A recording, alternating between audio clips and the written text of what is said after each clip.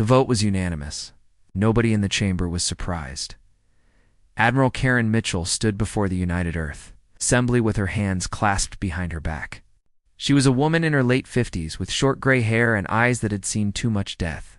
The holographic displays behind her showed images that made some representatives look away. Burning colonies, mass graves, children crying in the wreckage of their homes. For 60 years, Karen said, her voice filling the massive chamber, we have followed their rules. We have done everything the Galaxy Council asked us to do. We kept our fleet small. We did not expand beyond the borders they gave us. We paid their taxes and followed their laws. And what did we get in return? She pointed at the screens behind her. The images changed to show Varathi warships attacking a human settlement. The reptilian aliens moved through the streets, killing everyone they found. The Varathi hegemony has been raiding our outer colonies for 10 years. They have killed 300,000 of our people. Men, women, and children. And when we asked the Galaxy Council for help, do you know what they said? Karen paused and looked around the room. Every face was watching her, said it was a border dispute. They told us to file a formal complaint. They promised to discuss the matter at their next meeting, which was scheduled for 6 months later. Her voice grew harder. 6 months. While our people were dying, Senator Daniel Kim stood up from his seat in the front row. He was a careful man, known for thinking before he spoke. Admiral, I understand your anger. We all share it.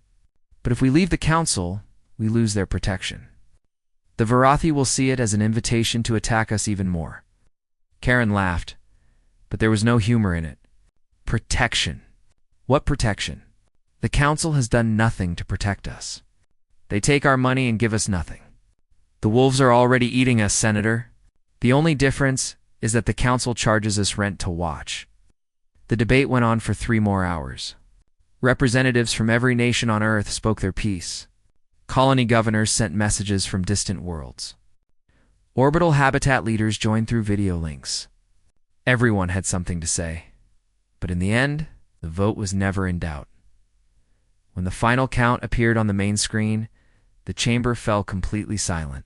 Every single vote was the same. Yes, Earth was leaving the Galactic Council. The response came within hours. Ambassador Zethrix of the Solani Collective appeared on the quantum communication screen. He was tall and thin, with pale blue skin and large dark eyes.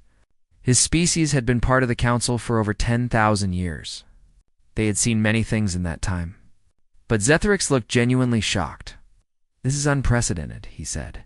In 12,000 years of the council's existence, no species has ever voluntarily left. Do you understand what you were doing? You will lose access to the hyperspace corridors. Your trade agreements will be canceled. You will be alone. Karen Mitchell, now wearing the insignia of Fleet Admiral, took the communication herself. She stood straight and tall, showing no fear. We have been alone since the beginning, Ambassador. We joined the council hoping to find friends. We found only bureaucrats who cared more about rules than lives. We looked for protection and found only exploitation. She stepped closer to the screen. The only thing that has changed is that now we are free to defend ourselves. Zethrix was quiet for a long moment. You are making a terrible mistake. Apps. But it is our mistake to make. Karen ended the transmission. What happened next surprised everyone in the galaxy except the humans themselves. For decades, Earth had been building in secret. While paying tribute to the Council, while pretending to follow their rules, humanity had been preparing for this moment. Hidden shipyards in the asteroid belt had been constructing warships. Secret laboratories on distant moons had been developing weapons. Underground bunkers on Mars had been training soldiers. The Council had forbidden many technologies. They said these technologies were too dangerous, that they would destabilize the galaxy. Humanity had developed them anyway. 3 months after leaving the Council, the first of the new warships emerged from the Luna shipyards. It was massive, bristling with weapons that the Council had banned centuries ago. Its engines could push it faster than anything the galaxy had ever seen. Its shields could withstand punishment that would destroy any Council vessel. They named it the Defiance. Admiral Karen. Mitchell stood on the observation deck and watched as the great ship moved into position above Earth. Behind it, more ships were emerging from the shipyards, dozens of them. Then hundreds. Captain Samuel Green stood beside her. He was a tall man with broad shoulders and a calm face. He had served under Karen for 15 years and had never seen her smile. She was smiling now. "How long until the full fleet is ready?" she asked. 6 months for the primary force, a year for full deployment. Karen nodded. "The Varathi will come before then. They will think we are weak without the Council's protection. They will think this is their chance to finally destroy us. They would be wrong. Yes." Karen turned away from the viewport. They would be very wrong indeed. The news of humanity's departure spread quickly through the galaxy.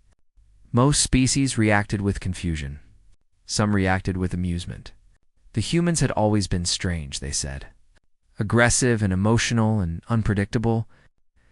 But surely they would realize their mistake and come crawling back to the Council. The Varathi reacted with hunger in their capital city. The Varathi High Command gathered to discuss this wonderful opportunity. The humans had been a thorn in their side for decades, strong enough to fight back, but too weak to truly threaten the hegemony. Now, without Council protection, they were vulnerable. Fleet Commander Gorthax stood before his superiors, his reptilian face twisted in a predator's grin. "Give me 200 ships. I will crush the humans in their home system. We will take their worlds and their resources. We will make slaves of their survivors." The High Command approved his request without debate. 6 months later, the Varathi fleet entered the Sol system. They expected to find a frightened species, desperate and alone. They found something else entirely. Karen. Mitchell stood on the bridge of the Defiance as the enemy ships appeared on her tactical display. 200 Varathi warships arranged in their standard attack formation, the same formation they had used against human colonies for years. "Admiral," her communications officer said. "Fleet Commander Gorthax is transmitting. Put him on screen." The reptilian face appeared before her. Gorthax was large even for a Varathi, his scales a deep green color that marked him as a member of the warrior caste. He looked at Karen with obvious contempt. "Humans," he growled. "Your Council protection is gone. You will surrender your outer colonies immediately, or we will take them. This is not a negotiation." Karen looked at him calmly. "Commander Gorthax, I am going to give you one chance to withdraw." "Take it," Gorthax laughed loudly. "One human fleet against 200 Varathi warships? Your arrogance is amusing. When we are finished here, I will mount your head on my wall." Karen smiled. It was not a kind smile. "We will try," she said, and cut the transmission. She turned to her crew. Every face was watching her, waiting for her order. "All ships," she said, her voice calm and steady. "Engage." The Battle of Sol's Edge had begun. The Varathi expected an easy victory. They had fought humans before, many times. Human ships were slow and weak, limited by Council regulations that capped their engine power and weapon strength. Human tactics were predictable, based on doctrines approved by Council military advisors. The Varathi knew exactly what to expect. They were wrong about everything. The first sign of trouble came when the human fleet began to move. Varathi sensors showed the enemy ships accelerating at rates that should have been impossible. The forces involved would have crushed any living crew into paste against the walls. But the human ships kept accelerating, moving faster and faster until they were traveling at speeds no Council vessel could match.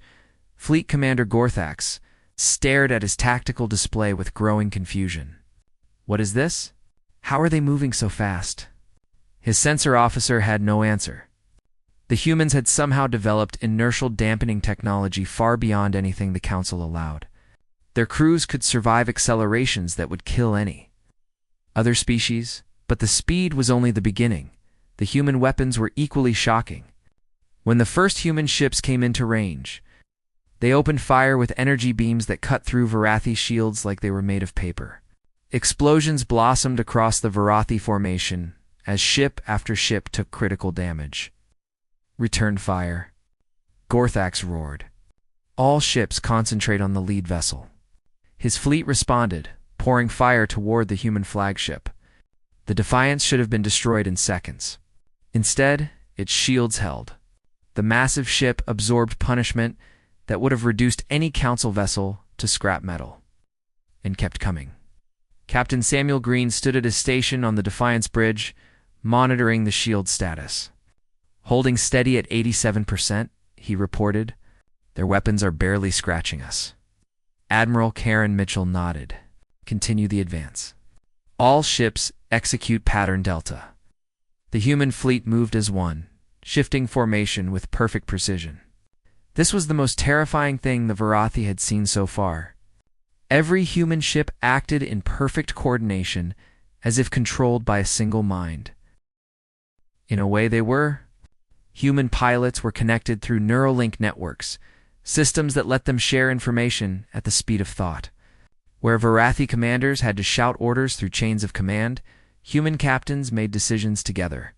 Adapting to the battle instantly, Lieutenant Commander Nina Rodriguez managed the tactical coordination from her station. She was young for her rank, only 32 years old, but she had trained for this moment her entire life. Through the Neuralink, she could feel the thoughts of every captain in the fleet, their observations and intentions flowing together like rivers joining a sea. "Enemy formation breaking on the left flank," she reported. "Squadrons 7 and 8 moved to intercept." The ships responded before she finished speaking. The captains had already seen what she saw, already knew what needed to be done. They moved as one. Gorthax watched his fleet dying and could not understand what was happening. His ships outnumbered the humans significantly. His crews were experienced warriors who had won many battles, but nothing was working the way it should. "They are everywhere," one of his captains reported frantically. "Every time we target one ship, 3 more attack us from different angles. We cannot track them. Hold formation," Gorthax commanded. "Maintain discipline." But discipline could not save them. The human fleet was not fighting like any enemy the Varathi had ever faced. They were fighting like a pack of wolves, surrounding their prey and tearing it apart piece by piece. For hours after the battle began, it was over. 163 Varathi ships drifted dead in space. Their hulls torn open, their crews either dead or dying. The remaining 37 vessels fled back through hyperspace, their engines screaming as they ran from the nightmare behind them. On the bridge of the Defiance, Karen Mitchell watched them go. Her face showed no satisfaction, no joy, only grim determination. "Casualty report," she said quietly. Nina Rodriguez checked her displays. Her voice was steady, but Karen could see the pain in her eyes. "We lost 12 ships. 842 personnel confirmed dead. Another 200 wounded." Karen closed her eyes for a moment. 842. Each one had a name, a family, a life that was now ended. She would write personal letters to every family. It was the least she could do. "Too many," she said, "but far fewer than they expected to take from us." Samuel Green approached her. "Admiral, the Varathi survivors are transmitting distress signals. Their hyperspace drives are damaged. They are asking for rescue." Karen considered this for a moment. The Varathi had shown no mercy to human colonies. They had killed civilians, enslaved survivors, and laughed while doing it. Many of her officers would argue that they deserved no mercy in return. "Send rescue shuttles," she said finally. "Take them prisoner, treat their wounded, and when they are stable, send them home." Samuel raised an eyebrow. "Admiral, we are not them, Captain. We will not become them. If we lose our humanity while fighting monsters, then they have one regardless of the battle's outcome." The rescue operations took several hours. Varathi survivors were shocked when human medics treated their injuries with professional care. Many expected to be tortured or executed. Instead, they were given food, water, and medical attention. When the last prisoner was stable, Karen had them loaded onto a transport ship with enough fuel to reach Varathi space. She recorded a message and had it transmitted to the Varathi High Command. "This is Admiral Karen, Mitchell of the United Earth Defense Force. Your fleet came to our home with the intention of destroying us. They failed. We have treated your survivors with dignity because that is who we are. But understand this clearly. That was your only warning. The next fleet you send will not have survivors to send home. She ended the transmission and turned to face her crew. Get damage reports from all ships. I want full repairs completed within 2 weeks. This is only the beginning. Word of the battle spread through the galaxy faster than light. On 1,000 worlds, species that had dismissed humanity as primitive and weak suddenly reconsidered their opinions. The Varathi. The fearsome Varathi, who had terrorized dozens of species for centuries, had been crushed in their own attack. Not just defeated, but humiliated. Their standard tactics had failed completely. Their superior numbers had meant nothing. In the halls of the Galactic Council, Ambassador Zethrix received report after report with growing unease. He had served on the Council for 300 years.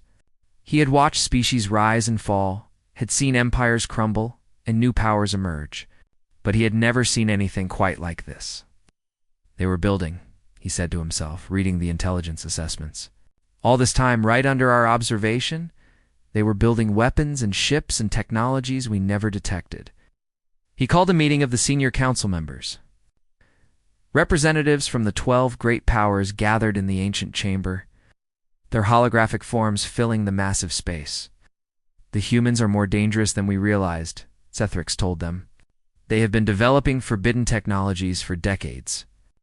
Their military capabilities far exceed our estimates. The Varathi representative hissed angrily. They are animals. They got lucky in one battle. Give us permission to send a proper fleet, and we will crush them. He sent 200 ships, another representative pointed out. How many would you consider a proper fleet? The argument went on for hours. Some wanted to immediately mobilize the Council's grand fleet and destroy humanity before they grew any stronger. Others counseled patience, suggesting that the humans might still be convinced to return to the Council. A few quietly wondered if perhaps the humans had a point about the Council's failures. No decision was reached that day. The Council continued to debate while humanity continued to build, in her quarters aboard the Defiance. Karen Mitchell stared out at the stars and thought about what came next. They had won one battle, but the war was just beginning. The Council would not ignore them forever. Sooner or later, a response would come. But for now, they had proven something important. They had proven that humanity could stand alone. They had proven that the Council's rules were not natural laws, but choices that could be refused, and they had proven that when pushed far enough. Humans would push back. Samuel Green found her there an hour later, still watching the stars. Admiral, you should get some rest. The next few weeks will be busy. Kara nodded but did not move. Do you know what I keep thinking about, Samuel? No, Admiral. As for Varathi prisoners, the ones we rescued. She turned to face him. They were terrified of us. They expected us to be monsters, because that is what they would have been. They could not understand why we helped them. And you see that as a good thing? I see it as the most important thing. We are fighting to prove that there is a better way to exist in this galaxy. If we become like our enemies in the process, then we have already lost everything that matters. Samuel was quiet for a moment. Then he nodded slowly. Just still get some rest, Admiral. Karen finally smiled, just a little. You're probably right. Wake me if anything important happens. She walked to her quarters, and for the first time in months, she slept without nightmares 8 months after the Battle of Sol's Edge. Humanity did something that shocked the galaxy even more than their military victory. They helped someone else. The Myratheri were a small species. Aquatic beings who lived on ocean worlds in the outer reaches of Council space. They had joined the Council 10,000 years ago, seeking protection from aggressive neighbors. That protection had always been weak, but it was better than nothing. Then the Keshian Empire decided they wanted the Emirari homeworld. The Keshians were powerful, one of the 12 great species that dominated the Council. Their empire stretched across hundreds of star systems, and their fleets were among the largest in the galaxy.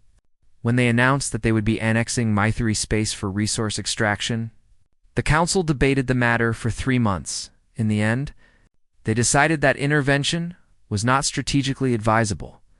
The Maraithari appealed to every species they could reach. They sent ambassadors to 100 worlds, begging for help. Most species ignored them completely. Some expressed sympathy, but offered nothing concrete. The Keshians began their blockade, cutting off the Mithari from food supplies and medical equipment. 3 billion Mithari began to slowly starve. Then the humans received their message. Admiral Karen Mitchell read the appeal in her office aboard the Defiance. It was a simple message translated from the armory clicking language. They were dying and no one would help them. They had heard that the humans had left the council, that they had defeated the Varathi. They were not asking for military intervention, just food and medicine. Anything at all? Karen called a meeting of her senior officers. The council has abandoned these people, she told them.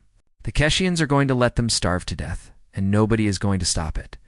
Captain Samuel Green studied the tactical information. The Keshian blockade is substantial. 40 warships, plus supply vessels and sensor platforms. If we try to break through, it will mean war with the Keshian Empire. The Keshians are not the Varathi Lieutenant Commander Nina Rodriguez added. They have one of the largest fleets in the galaxy. We cannot fight them the same way. Karen looked around the room. I am not asking if this is easy. I am asking if this is right. Nobody spoke for a long moment. Then Samuel Green straightened in his chair. It is right, he said simply. If we have the power to help, and we do nothing, then what was the point of any of this? One by one, the other officers nodded their agreement. Karen smiled grimly. Then let us go save some lives. The relief fleet departed Earth 3 days later. 30 warships formed the escort, led by the Defiance. Behind them came 10 hospital ships filled with medical supplies and doctors. Behind those came cargo vessels loaded with food, water purification equipment, and emergency shelters. The Keshan blockade commander was named Toraxis. He was an old soldier, experienced and careful. When his sensors detected the human fleet approaching, he immediately transmitted a warning. Human vessels, this is Keshian blockade Commander Toraxis. You are entering restricted space. Turn back immediately, or you will be fired upon. Karen took the communication herself. Commander Toraxis, we are carrying humanitarian supplies for the Maraithari civilian population. We are not here to fight. We are here to help. The Maraithari are under Keshian jurisdiction. Your assistance is not required or permitted. With respect, Commander, I was not asking permission. Toraxis studied his tactical display. The human fleet was smaller than his blockade force. But he had read the reports from the Battle of Saul's Edge. He knew what human ships could do. More importantly, he knew that his government had not authorized a war with humanity. If you attempt to break the blockade, he said carefully, I will be forced to respond. Karen leaned forward slightly. Commander, I am going to be very clear with you. Those hospital ships behind me contain medicine for dying children. Those cargo vessels contain food for starving families. I am going to deliver those supplies. You can let me pass peacefully, or you can try to stop me and start a war that your government did not authorize and cannot win. The choice is yours. The silence stretched for a very long time. Finally, Toraxis spoke again. I am required to report this incident to my superiors. I would expect nothing less. I am withdrawing my forces to allow you to conduct your humanitarian mission. This is not a military retreat. This is a temporary repositioning for diplomatic purposes. Karen allowed herself a small smile. Of course, Commander. I understand completely. The Keshan blockade withdrew within hours. The human relief fleet reached the Maraithari homeworld and began distributing supplies. Immediately, Elder Supervisor Velith was one of the first Maraithari to meet with Admiral Mitchell. He was old. His scales faded with age, and he moved slowly through the water-filled corridors of his habitat. But his eyes were sharp and curious. We do not understand, he said through the translation device. We have nothing to offer you. We are a small species with no military power and few resources. Why would you help us? Karen walked beside him, wearing a pressure suit that let her breathe the Maraithari atmosphere. Because 60 years ago, humanity was alone and frightened in the galaxy. We joined the council hoping to find friends and allies. We found only people who wanted to use us. We decided that if no one else would be the friend we needed, we would become that friend for others. Belith was quiet for a moment. Your species is very strange, Admiral. I have heard that before. Human doctors worked around the clock for weeks. They treated malnutrition, disease, and injuries. They trained Merthery medical personnel in new techniques. They set up long-term food production systems that would prevent future famines, and they asked for nothing in return. Word of this spread through the galaxy even faster than news of the battle. On hundreds of worlds, species that had been forgotten by the Council began to whisper among themselves. The humans had defeated the Vorathi. The humans had faced down the Kessions. And the humans actually helped people who could not help themselves. The first formal alliance request came 3 months later. The Telroni, a species of skilled navigators and sensor technicians, offered to share their technology in exchange for mutual defense agreements. The Brennery followed, bringing detailed maps of secret hyperspace corridors. Then came the O6, the Venthal, and a dozen others. Karen established a new diplomatic center on a space station orbiting Luna. Samuel Green was placed in charge of the negotiations. Trading his military uniform for civilian clothes but keeping his soldiers disciplined, Telroni want full military integration, he reported during their weekly briefing. They are offering their entire sensor network in exchange. The Brennery want economic partnership, shared research facilities, mutual recognition of territorial claims. And what do they all have in common? Karen asked. They want to be treated as equals. Partners instead of subjects. Apparently that is rare enough in this galaxy to be extremely valuable. The alliance grew rapidly. Within a year, 40 species had signed agreements with humanity. They called it the Human Compact. The humans were quickly becoming a minority among its members. The compact operated on principles completely different from the Council. There were no tribute payments, no technology restrictions, no hierarchies of power. Decisions were made collectively, with each species having an equal voice. Resources were shared based on need, not political influence. It was everything the Council was not. Ambassador Zethrix watched these developments with growing alarm.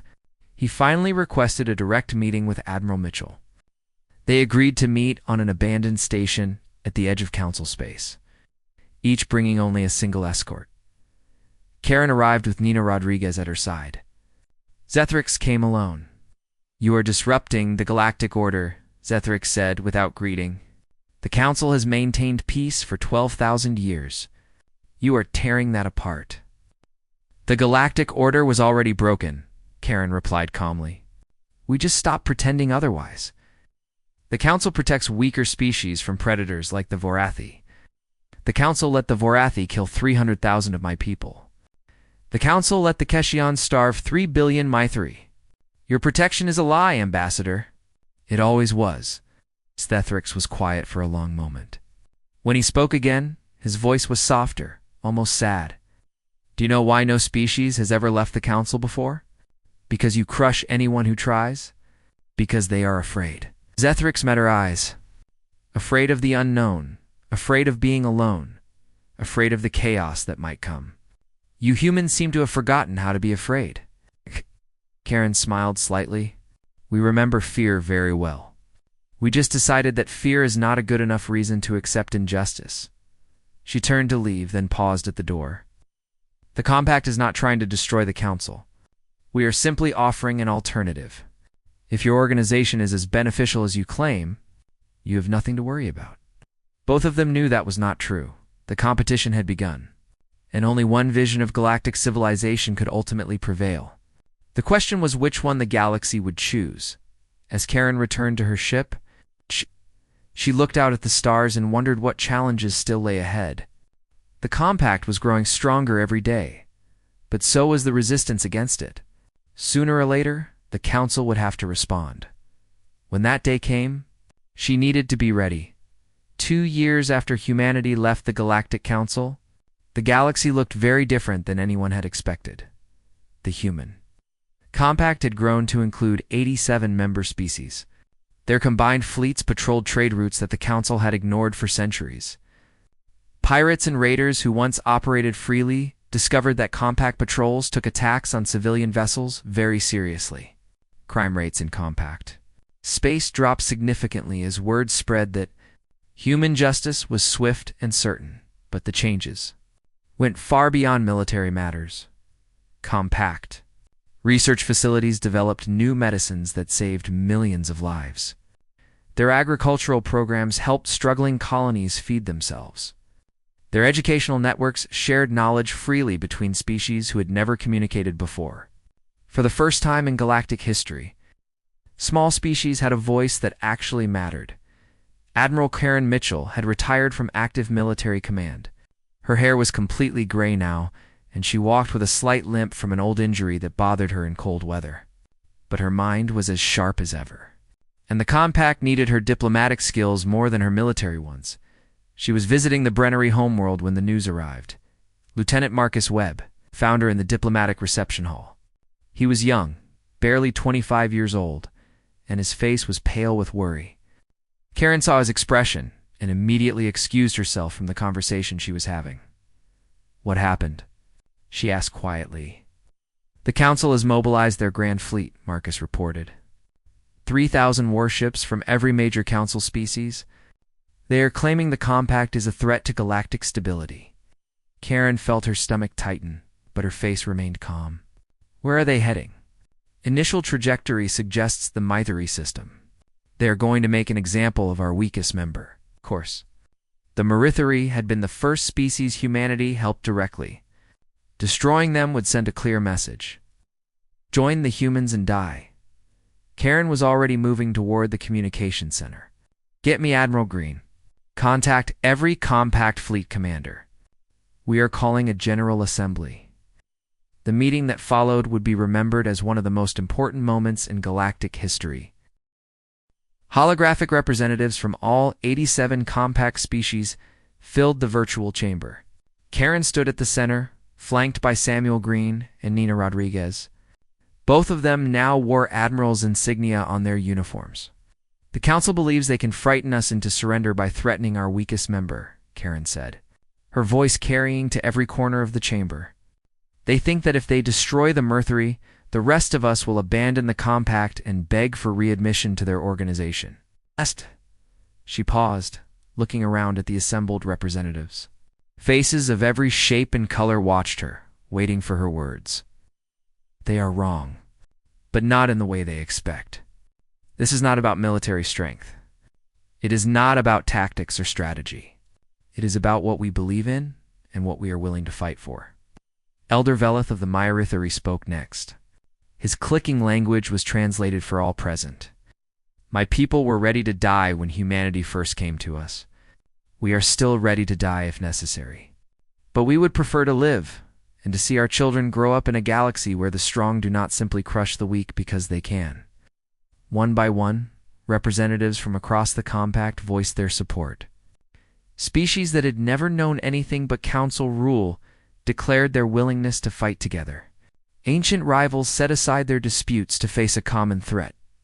Beings who had been strangers 2 years ago spoke as brothers and sisters. When the vote was called, the result was unanimous.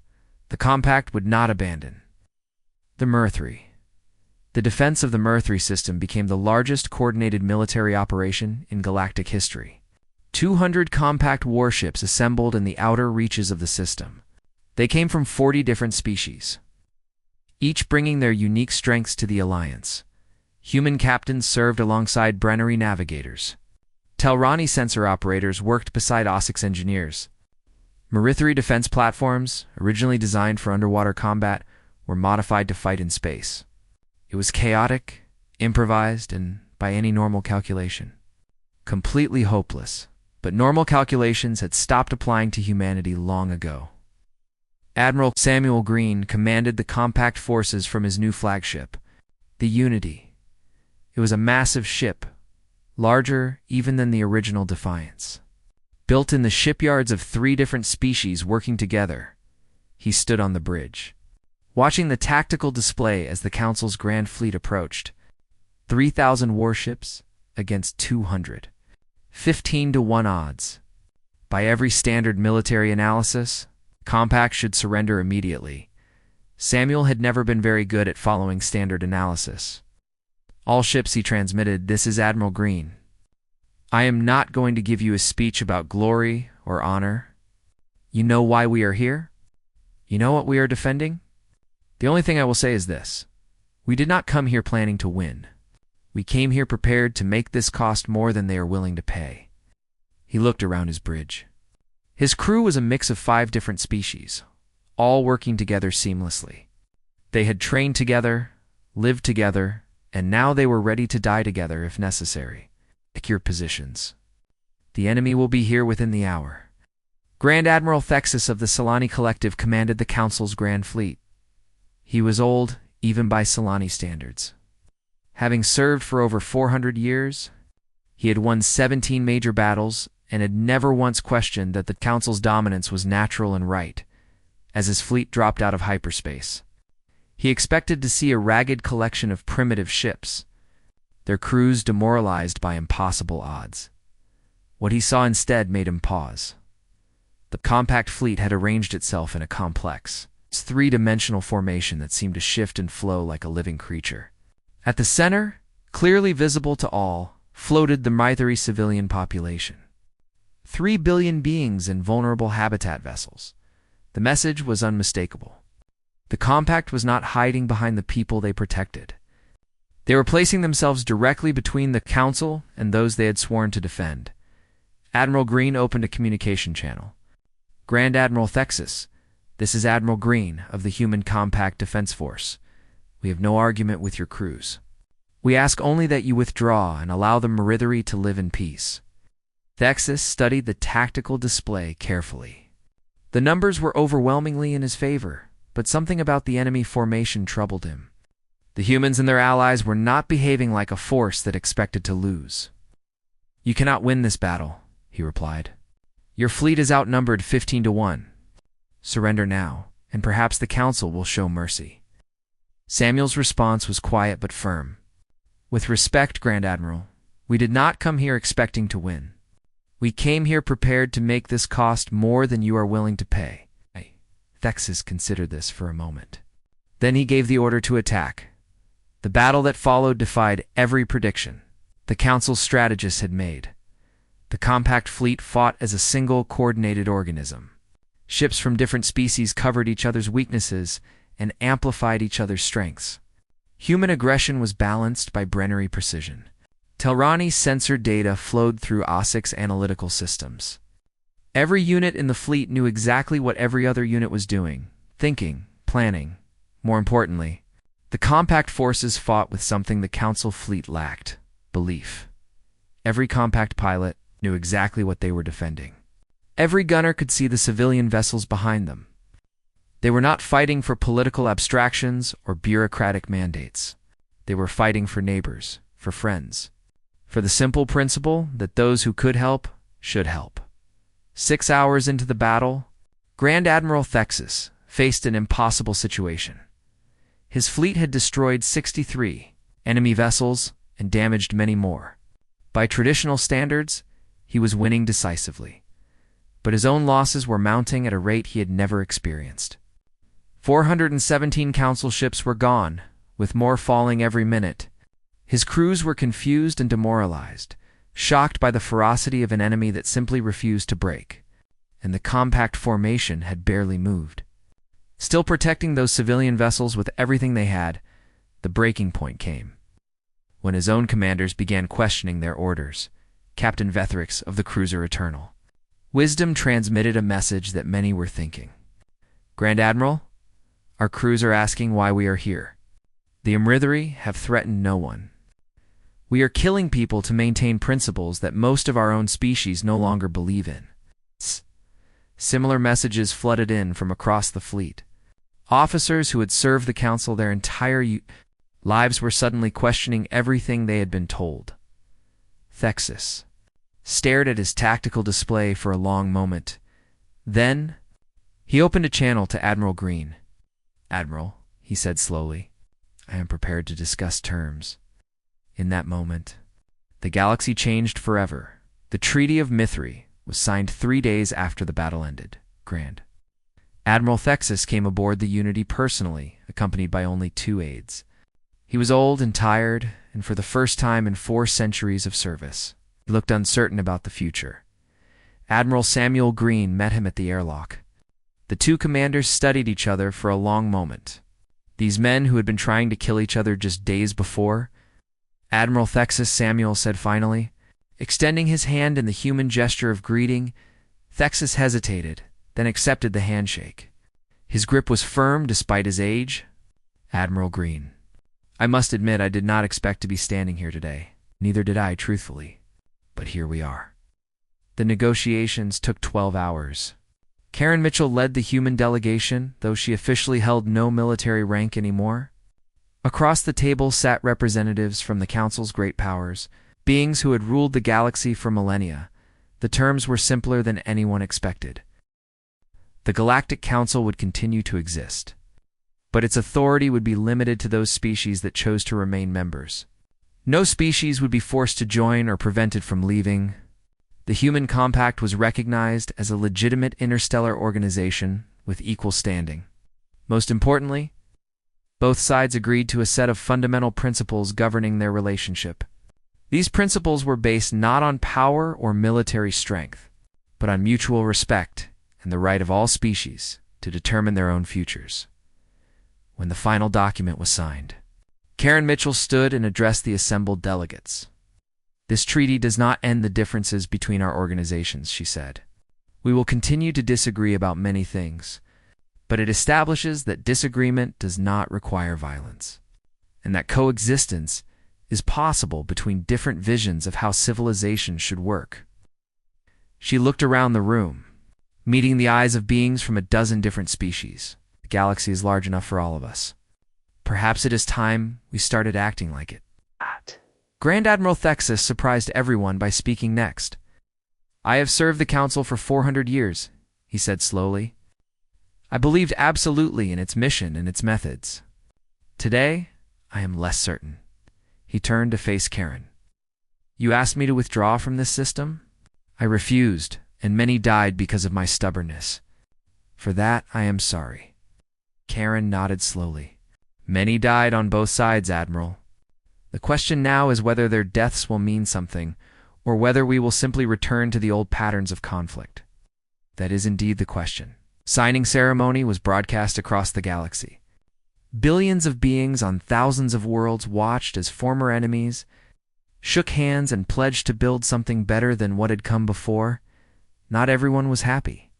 Some Council hardliners called the treaty a betrayal of everything the organization stood for. Some Compact members wanted harsher terms, punishment for centuries of Council abuses. Neither side got everything they wanted. Perhaps that was the point. In the weeks that followed, the hard work of peace began. Trade routes were reopened. Diplomatic missions were exchanged. Joint patrols began operating in contested areas. Council and Compact ships, flying side by side for the first time. It was awkward and uncomfortable and sometimes frustrating. Old habits died hard, and old suspicions died harder. But slowly, gradually, something new was being built. Karen Mitchell watched these developments from her home on Earth. She had finally retired completely. Living in a small house overlooking the Pacific Ocean, her hair was white now, and her steps were slower than they used to be. But she still received visitors regularly, beings from across the galaxy who wanted to meet the woman who had started it all. One morning, she received a particularly important visitor. Nina Rodriguez arrived alone. Wearing civilian clothes instead of her admiral's uniform, she was in her 60s now, her dark hair streaked with gray, but she still moved with the energy of a much younger woman. Admiral, she said, smiling. You look well. I have not been an admiral for years, Karen replied, and you look exhausted. Sit down before you fall down. They sat together on Karen's porch, looking out at the ocean. The waves rolled gently against the shore, unchanged by all the dramatic events of the past decades. The integration programs are proceeding well, Nina reported. Council and Compact research teams are sharing data for the first time. Our medical advances are being distributed to worlds that never had access to modern healthcare before. Trade is up across all sectors. Karen nodded slowly. And the opposition? Still present? Still vocal. But smaller every year. Nina smiled slightly. It turns out that once people actually experience cooperation, they tend to prefer it to conflict. That was always the hope.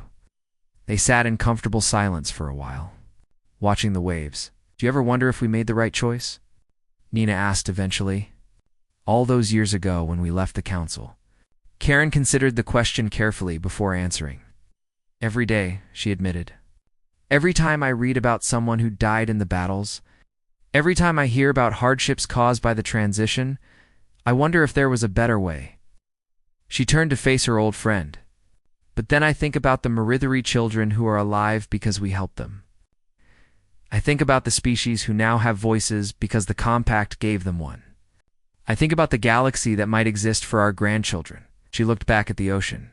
We did not save the galaxy, Nina. That was never something one species could do.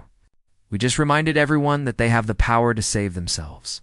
What they do with that reminder is up to them. And what do you think they will do? Karen smiled. I think they will make mistakes.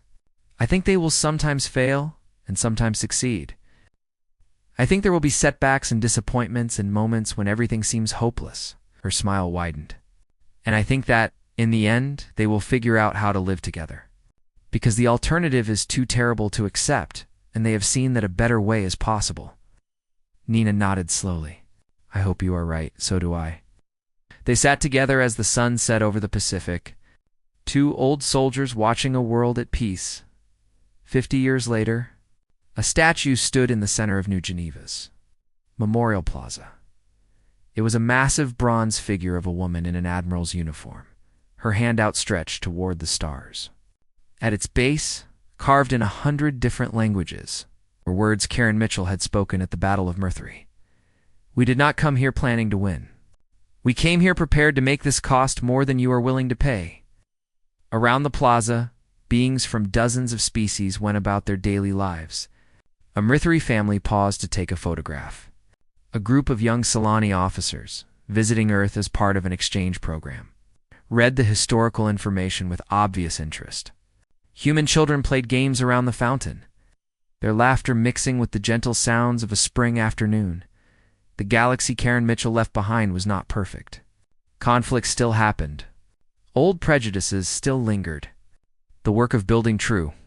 Cooperation between species continued every single day. But something fundamental had changed in those years after humanity severed its ties with the Council. Hope had become a realistic possibility. A young human man sat down on a bench near the statue. He wore a compact Naval Academy uniform, marking him as a cadet. His eyes were fixed on the bronze figure above him.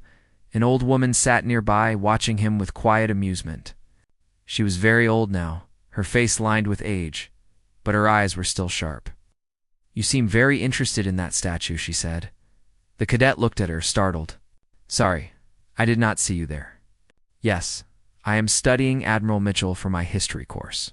She did amazing things. She would tell you that she just did what needed to be done. The cadet smiled. That is what all the great ones say, is it not? They never think they are doing anything special. No. The old woman nodded slowly. Perhaps that is what makes them great. They do not do things for glory or recognition. They do them because they believe they are right. Did you know her? Admiral Mitchell, I mean? The old woman was quiet for a long moment. Then she smiled. I served with her once, a very long time ago. She was my commander, my mentor, and my friend. She looked up at the statue. She taught me that courage is not the absence of fear. It is the decision that something else is more important than fear. The cadet's eyes widened. Wait, are you? You are Admiral Rodriguez, are you not? I have seen your picture in the history files. It was Admiral Rodriguez. Now I am just Nina, an old woman, watching the sunset.